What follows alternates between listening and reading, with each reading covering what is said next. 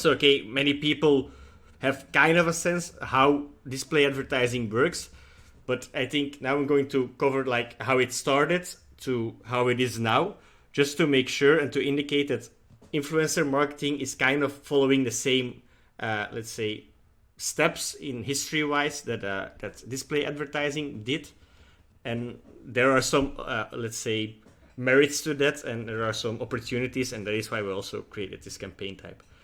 So in the beginning, in the early days, you had like a website and an advertiser, and an advertiser wanted to place his advertisements on a website. So like his banners, he wanted to add his banners on websites, and there was no solution other than that the advertiser had to find some kind of contact details on the website. First, he had to like look for websites on Google if it already existed, but it's from the 90s, so I guess it did. And once he arrived on the website, he was tasked with finding some contact details. Then he contacted the publisher, mainly the owner of the website, and then they would negotiate a deal. For example, show my banner for a month, and he would negotiate a price and so on. But of course, this is feasible for one website. But if you want, as an advertiser, to appear on 30 websites, if you had to contact each of these websites individually, negotiate with them, and so on and so on, it would take too much time. So it wasn't really an efficient process. It was okay for the beginning days, but typically it doesn't happen like this anymore. Never. Just because it's not really that relevant. And it's just not a feasible and scalable way of doing marketing. So what was the solution? The solution was to put an ad network in between the advertiser and the publishers. Basically, this meant that let's say the ad network created some ad spaces on the websites of the publishers, which he is able to sell to the advertisers. So they sell ad inventory stock, as we call it, in bulk towards the advertisers. Basically, this is way more scalable because it's just like a middleman. The advertiser doesn't have to negotiate with each of the publishers individually. He can just go to the ad network and buy all the inventory directly on the ad network of the websites that he's interested in. For the publishers, it's also handy because they also save a huge amount of time, because one of the main problems in the first phase was not only the amount of work that had to be put in each campaign or each display banner, but also the inventory of the publishers was always undersold, because of course there were not many people doing it, and not everybody knew the website of that it was possible on that kind of website to rent some ad space. So basically they weren't really making a lot of profits, because they weren't really selling a lot of banners, because they had to individually do the efforts to sell to the advertisers. Here, all the efforts are combined by the ad network. And basically, I'll cover it in a few seconds, but basically also, or in a few minutes actually, AdShot is also an ad network in a sense, but for influencer marketing. And I'll come to that in a few minutes.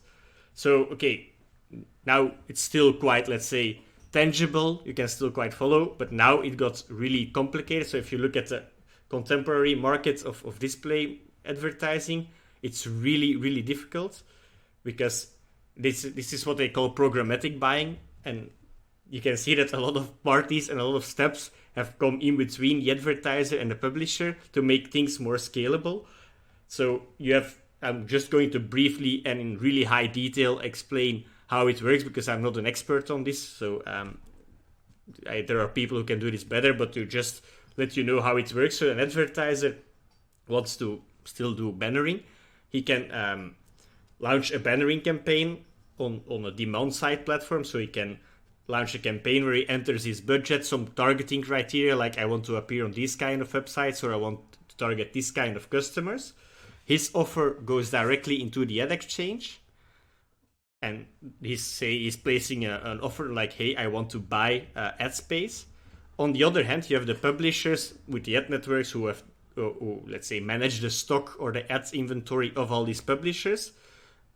Different ad networks will combine their offerings into a sell-side platform, and they also will they're offering, let's say, the ad space all at once in the ad exchange, and the advertisers use the demand-side platform to buy it. So the ad exchange is where the demand and the offer come together, and which is quite surprisingly, most people don't know this. It's real-time bidding. So what happens when a user enters a website? For the moment, let's say he says like the advertiser says like I want to create a banner, and I want to show my banner to customers. When a user is loading the website, in that 1 millisecond that the user is loading the website, this all happens. Oh, whoops. So basically, the bidding and the many advertisers are bidding on the ad space of that certain website, for example. Let's say there are multiple advertisers who want to appear for that customer on that website.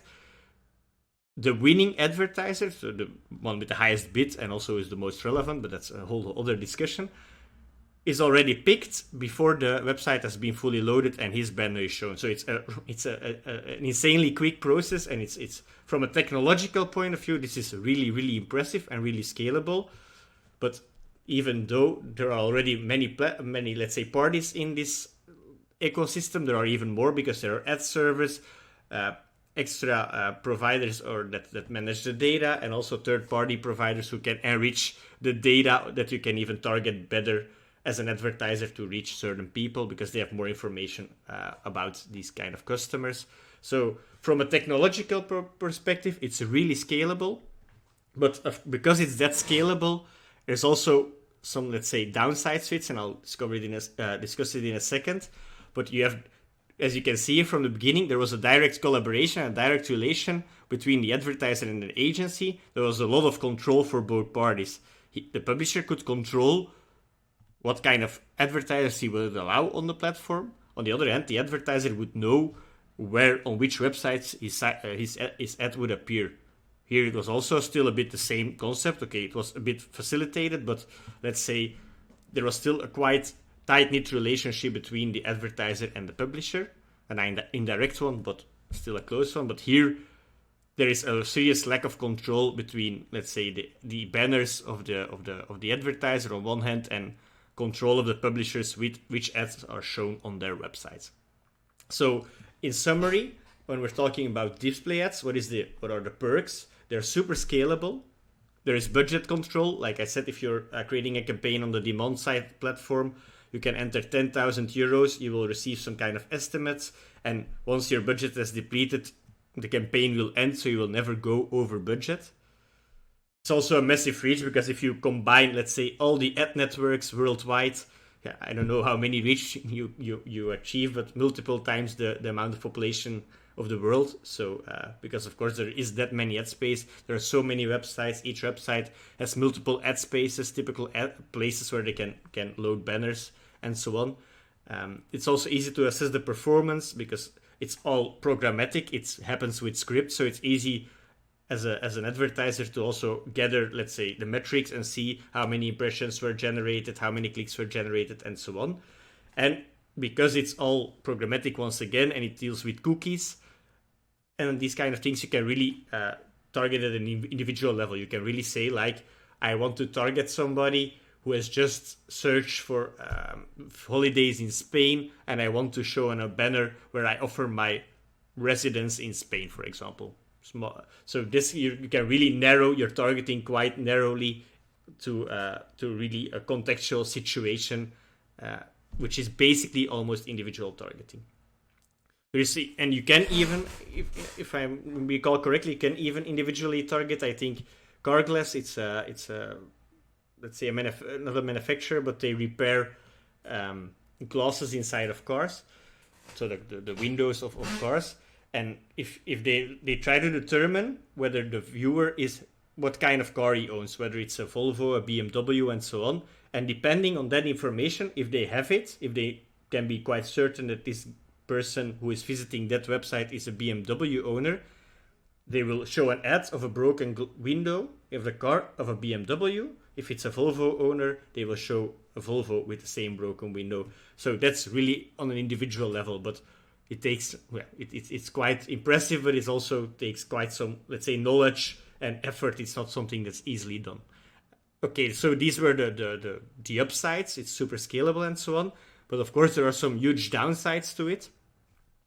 So when we're talking about display advertising, because it relies on scripts, it's ad blockable, right? Because if you rely on scripts to inject banners, it's easy to build a software that looks at these scripts in a website and says, okay, this script is always to load banners, to do advertising, so I'm going to block it so the users don't see it. So that's, of course, the Achilles heel, as they say, of bannering, in my opinion. You can also get a Big Brother feeling. It kind of ties together with the individual targeting options.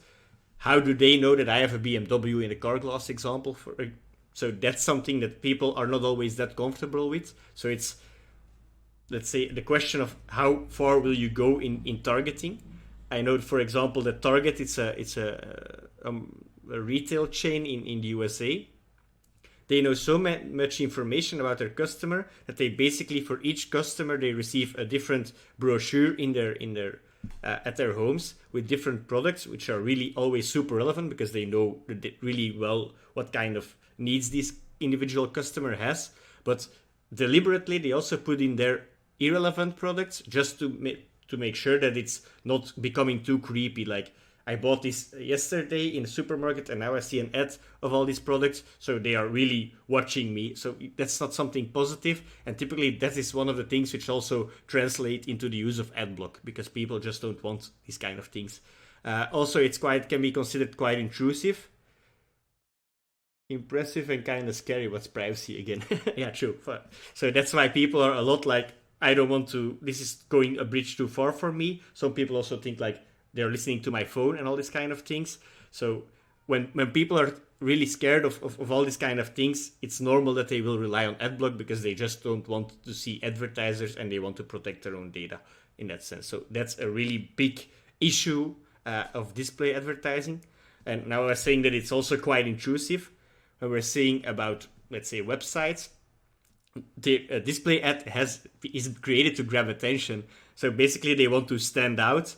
And of course, it can be quite disruptive. Some websites are better in it than others. But let's say you're reading something and a huge interstitial banner appears out of nowhere. That's disrupting your experience on the website. So that's always something that's always that should be considered. You have a new, let's say, form of display advertising, which is called native advertising, which better blends in with the content of the website and is less visible. So that's already a solution, but it doesn't let's say, tackle other problems like the ad block factor and the Big Brother feeling.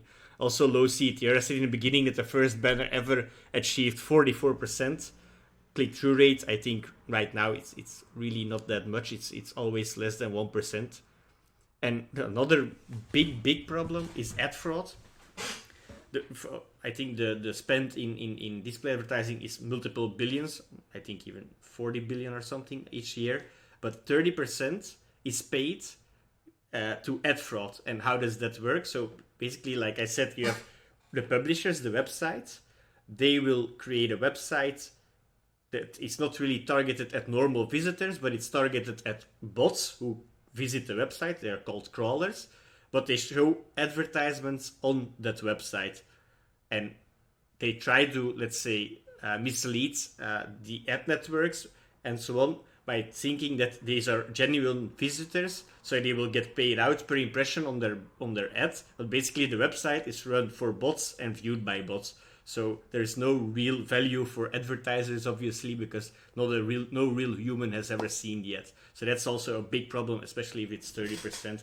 I'm not inventing these things, by the way. I was at a conference before COVID about display advertising, programmatic, and real-time buying, and basically, they said all these things themselves, that they are well aware of, let's say, the privacy, the Big Brother issues, the ad fraud, and so on.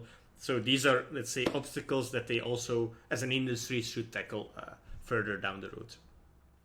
And of course, one of the crucial ones is because, let's say, it's ad blockable. This means that, and this is even 2018, be aware, I'm pretty sure it's close to 60 right now. Our own research indicated amongst younger generations that it's 70 or 80% even, if I'm not mistaken.